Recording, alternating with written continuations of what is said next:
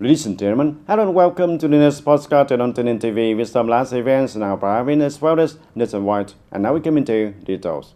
Ladies and gentlemen, on October the 15th, the General Secretary Tolam had abstained to Standing Committee chair a meeting of the Standing Committee of Steering Committee to review the implementation of the Resolution number 57 of Politburo on Science, Technology Development, Innovation and Digital Transformation in the third quarter and discuss the key tasks and solutions for the end of 2025. Attending at the turning connecting point, the World Secretary Provincial Party Committee, head of the Provincial Steering Committee, Nguyễn Văn Quyết, Deputy Secretary Provincial Party Committee and Chairman Provincial People's Committee, Nguyễn Văn Úc, and leaders of departments and branches. According to the Central Steering Committee, Resolution number 57 has initially created the positive changes in the awareness and actions of the political and social systems. Since the beginning of 2025, 25 meetings have been held, assigning for 1,132 tasks to ministries, branches, and localities, of which 485 tasks have been completed for 43%. Online public services have opened stably with more than 73% of records processed online in the third quarter of 2025. In particular, science, innovation, and digital transformation contribute over 16% of GDP. In TayNinhTV province, the province has identified digital transformation as the key task, focusing on investing in infrastructure, putting into operations technology centers, and creative startup spaces. Telecommunications infrastructure covers for 100% of hamlets and neighborhoods. Speaking at the conference, the General Secretary Tolam emphasized the role of leaders in implementing Resolution number 57, requiring correct awareness of the role of the science, technology, and innovation in the sustainable development of the country.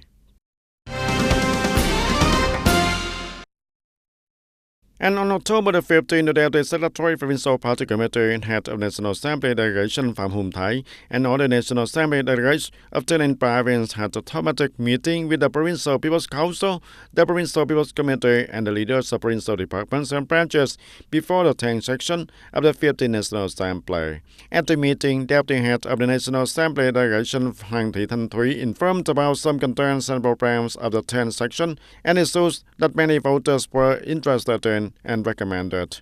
At this section, the National Assembly will focus on legislative work, deciding on the social, economic, and budgetary issues, and considering and approving many important policies, especially those related to the organization of two-level local governments. The representatives of the Provincial People's Council, provincial departments, and branches also made recommendations to the Provincial National Assembly delegation on many issues of concern to voters in province, related to the advantage in human resources and staff in operating the two-level local government apparatus, the problem of inadequacies in applying electricity prices, the implementation of the social housing construction for the workers and low-income laborers, and the issues of investment in connecting traffic infrastructure in the province, etc. Speaking at a meeting, the Deputy Secretary Provincial Party Committee, head of Provincial National Assembly Delegation Phạm Hùng Thái, said that the contribution and recommendations will be compiled by the Provincial National Assembly Delegation,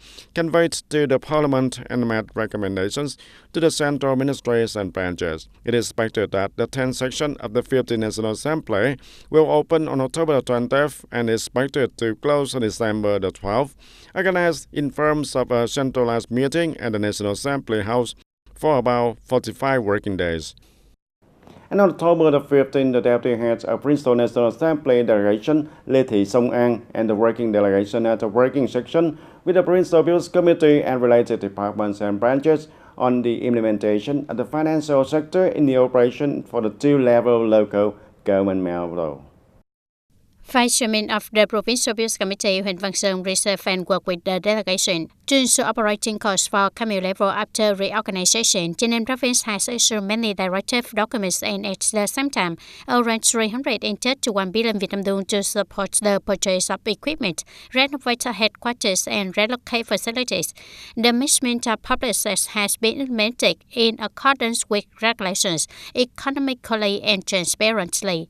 By the end of September 2025, the total domestic revenue of the province reached over 34,000 billion Vietnam dong, equal to 109% of the central budget estimate. The cumulative budget revenue reached over 91%. However, the implementation process still faces some difficulties such as slow handover of assets due to lack of original documents. Some headquarters have not been granted land use rights certificates. The financial staff at the county level is still small and inexperienced. Deputy Head of the Provincial National Assembly Delegation Lê Thị Sông An requested departments and branches to continue to coordinate, remove difficulties, especially providing professional support for financial staff at the county level and completing legal documents on public access, contributing to improving the efficiency of two-level local government operations. And after 69 years of establishment and development, the Vietnam Youth Federation of TayNinhTV Province has always affirmed its role as a core organization, gathering and uniting all the classes of youth. With a spirit of initiative, creativity, and aspiration for dedication, the youth of the province have been continuing their journey of dedication with practical actions, contributing to the development of their homeland. With the spirits of initiative, creativity, and aspiration for dedication, the youth of the province have been continuing their journey of dedication with practical actions, contributing to the development of their homeland. In recent years, the Provincial Youth Federation chapters have coordinated with the youth union at the same level to implement many social security activities and volunteer programs such as March for the Month, Summer Youth Volunteer Campaign, with many practical words and mottos demonstrating the spirit of the youth. In the first 9 months of 2025, the Youth Federation and the association at all levels have led up nearly 84 kilometers of country roads, border patrol roads, and the national flag road, worth for nearly 1.6 billion Vietnam dong. In particular, the digital literature teams have popularized digital skills for more than 5,000 people, helping them access and effectively use online applications such as VNEIT, long-hand digital, and online public services.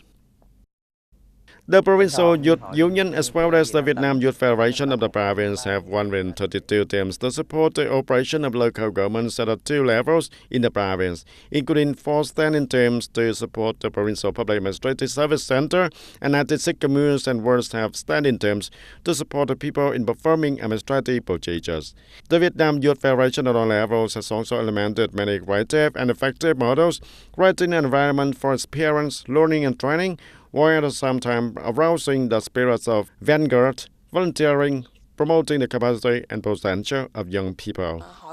The association has implemented many effective models. Typically, the youth volunteers support the people in digital transformation, supporting patients and youth self-management route, and digitizing historical relics. The activities have spread the spirits of initiative, creativity, and responsibility of the youth and contributing to building a civilized, modern, and affectionate Hoa-Thanh world. From their creativity in the youth work, many young leaders of the province have been commended by the Central Committee of the Vietnam Youth Federation, becoming the typical examples in the local youth movement. For the role of the youth leader, first of all, I must be exemplary and make the lead in every job. Wherever there are young people, I will accompany them and support them in starting a business. And when they have a stable economy, I will actively support the Youth Federation and other activities also. Through meaningful projects and tasks, TayNinhTV youth have affirmed the spirit of where there is a need. Where there is a need, there is youth. Where there is divinity, there is also youth. And with their youth and enthusiasm, they are contributing to building the homeland more and more civilized and modern.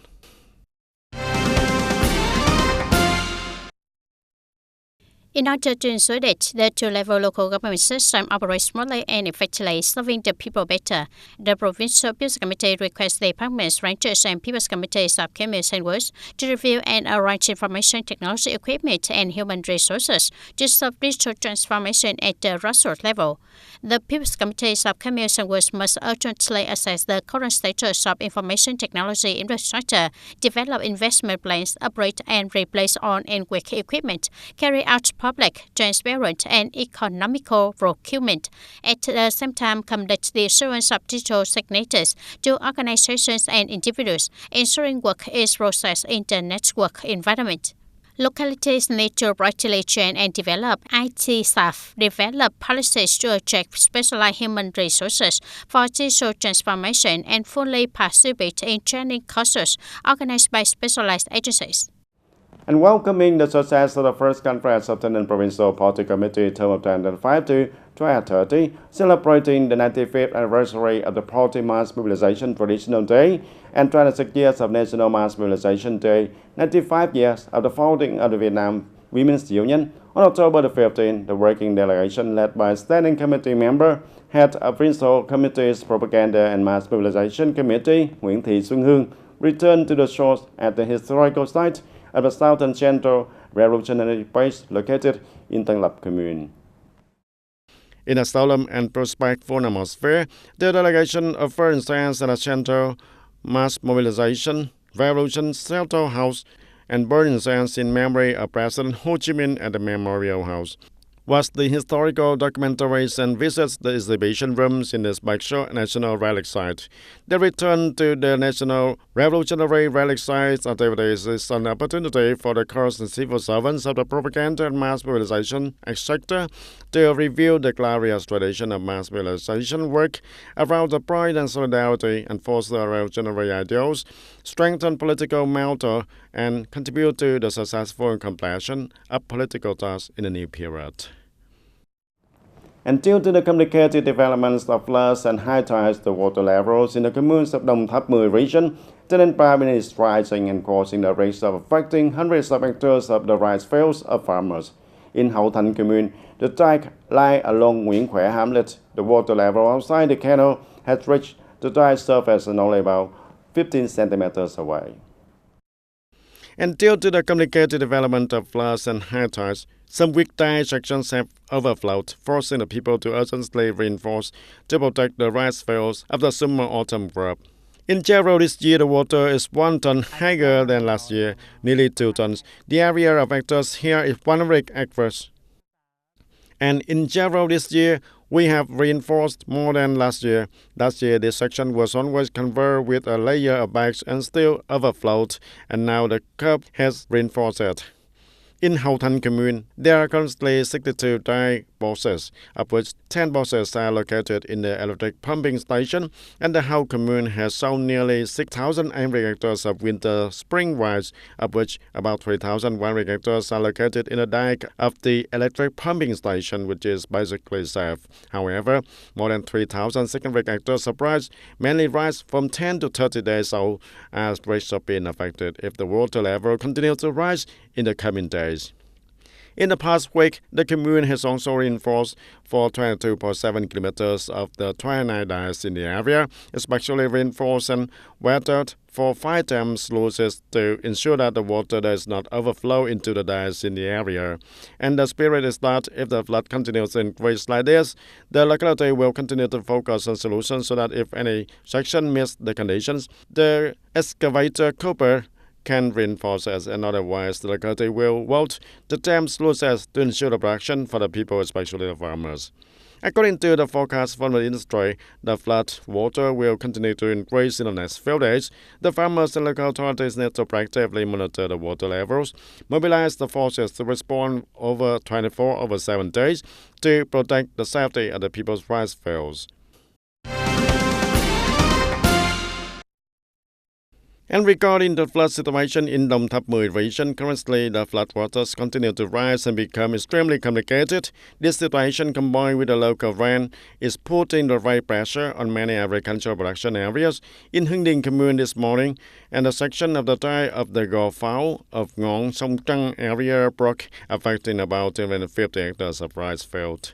Immediately after the incident, the Party Committee and the People's Committee of Hưng Điền Commune mobilized military forces, Infantry Company 8 of the Defense Command of Region 4, Tân Thành and Sông Trăng Border Guard Station to quickly arrive to support the repairing. And previously, the weak tide section has been reinforced, but continuous heavy rain combined with the high tides causes the flood water causes the flood water level to rise and putting great pressure on the dike system and leading to local failures. After nearly an hour of efforts, the broken dike was temporarily repaired. The local authorities continued to mobilize the mechanical equipment to reinforce it firmly. In the 2025 autumn-winter crop, the farmers in Hinding Commune sold for nearly 2,300 hectares of rice, harvested for 800 hectares, and about 1,500 hectares are ripening, of which 270 hectares are at risk of local flooding. Authorities and the people are continuing to inspect and reinforce the key dikes, protect the production, and limit damage to the farmers. And in 2025, TayNinhTV province rice output is estimated at more than 4.1 million tons, exceeding the plans and rising by nearly 80,000 tons compared to the previous year. This is an impressive figure announced at the agricultural sector at the 2025 Crop Production Review Conference and the implementation of the Winter-Spring Crop Production Plan for 2025 and 2026. The conference was chaired by the Standing Committee member of Provincial Party Committee and Vice Chairman of the Provincial People's Committee, Nguyễn Minh Lâm, taking place on the morning of October the 15th. The total rice cultivation area for the year reached more than 702,000 hectares, with an average yield of 5.88 tons per hectare. Other short-term crops such as cassava, vegetables, sugarcane, corn, etc., along with the fruit trees and industrial crops, have rose steadily with a total output of more than 5.3 million tons. The high-tech agriculture program continues to expand with more than 69,000 hectares of rice, more than 2,100 hectares of vegetables, and more than 5,800 hectares of dragon fruits, and more than 4,100 hectares of lemon produce, according to advanced processes and helping to reduce the cost, increase productivity, and profits for the farmers.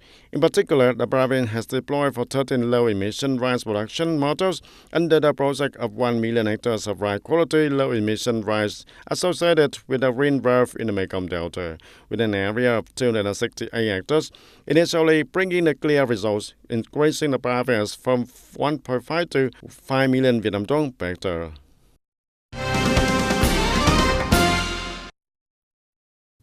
In order to serve sustainable employment for workers, the province focuses on vocational training linked to business needs and promotes digital transformation in job connections. The whole province currently has 28 vocational training continuing education institutions and 1 employment service center providing vocational training consulting, job referrals, and labor recruitment according to business requirements.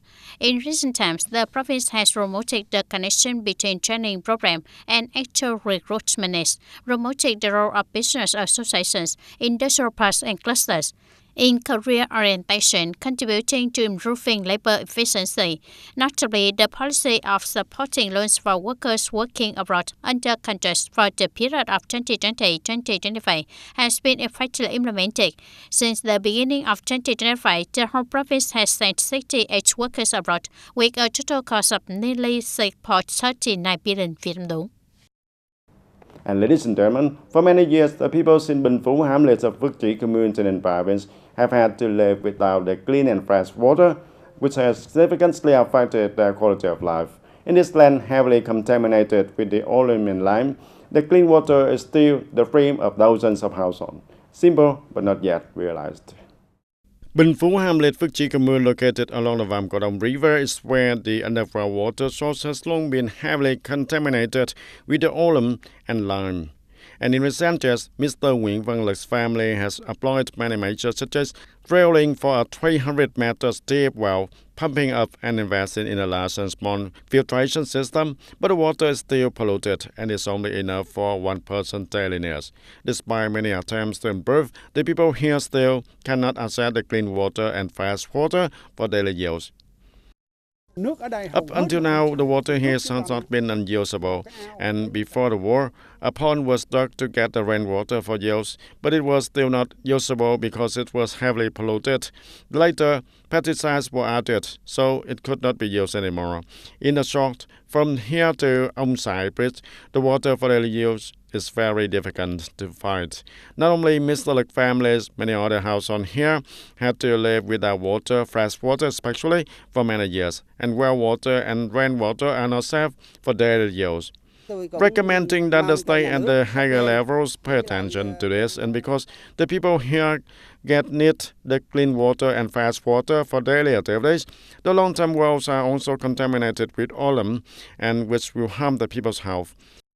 Facing with this situation on Thursday of 2025, the Center for Irrigation and Clean Water, in coordination with the People's Committee of Phước Chỉ Commune, conducted a survey of the current water supply status in Bình Phú hamlet. The result shows that the entire hamlet has 80 households in need of the fresh water. According to the estimate, the investment cost for installing a water supply pipeline is up to nearly 900 million Vietnam dong. However, the project cannot be implemented immediately because, with a large investment level, the center has not yet balanced the funding source to install a freshwater pipeline in the current period. In case households need to use the clean water early from the water supply projects, the center will support water matters and send the technical staff to connect. Proposing to allocate the funds from the source to build the new rural areas on clean water environment to support the commune with the cost of connecting water pipelines to provide the clean water for the people using. And with the attention of local authorities and functional agencies, along with many short-term and long-term solutions, 80 households in Bình Phú hamlet are hoping that one day in the near future, this rural area with many difficulties will have the clean and fresh water to use. And that's all for today, TTV News. Thank you for being with us, and goodbye for now.